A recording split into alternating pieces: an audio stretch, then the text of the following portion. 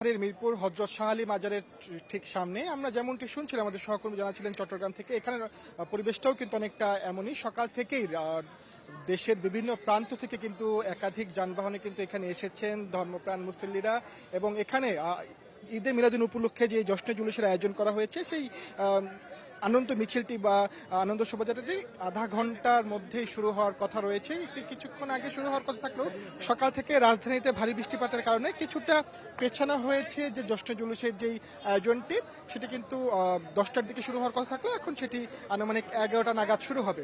এবং সকাল থেকেই বাস, মাইক্রোবাস, বিভিন্ন যানবাহন থেকে দেশের বিভিন্ন প্রান্ত থেকে মুসল্লিরা কিন্তু এখানে আসছেন এবং তারা সবাই এসে এখানে প্রস্তুতি নিচ্ছেন।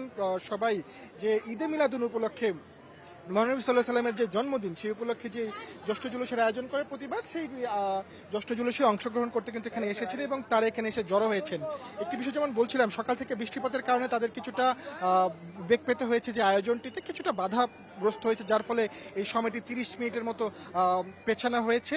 এবং একটি বিষয় জানিয়ে রাখি, আজকে এই যে মাজার প্রাঙ্গণ মিরপুর যে শাহ আলী মাজারে আমরা এই মুহূর্তে এখানে আছি, এখানের আইনশৃঙ্খলা বাহিনী বেশ কড়া নজরদারিতে আছে।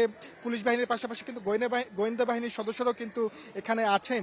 এবং শুধু যে মিরপুরের এই শাহ আলী মাজারের সামনে থেকে জশ্ন জুলুস আয়োজন করা হচ্ছে এমনটি না, রাজধানীর ঢাকা বিশ্ববিদ্যালয় এলাকা, সরোয়ার্দী উদ্যান, কমলাপুর সহ বেশ কয়েকটি জায়গা থেকে কিন্তু এই আজকে এই জশ্ন জুলুস যেই মিছিলটি কিন্তু বের করা হবে।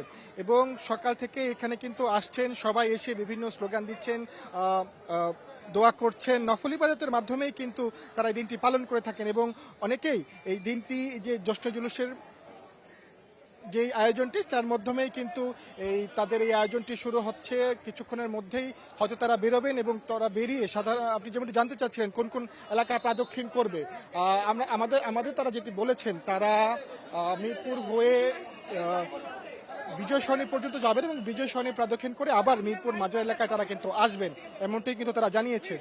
এই ছিল আমার কাছে মিরপুর থেকে জশ্ন জুলুসের সর্বশেষ।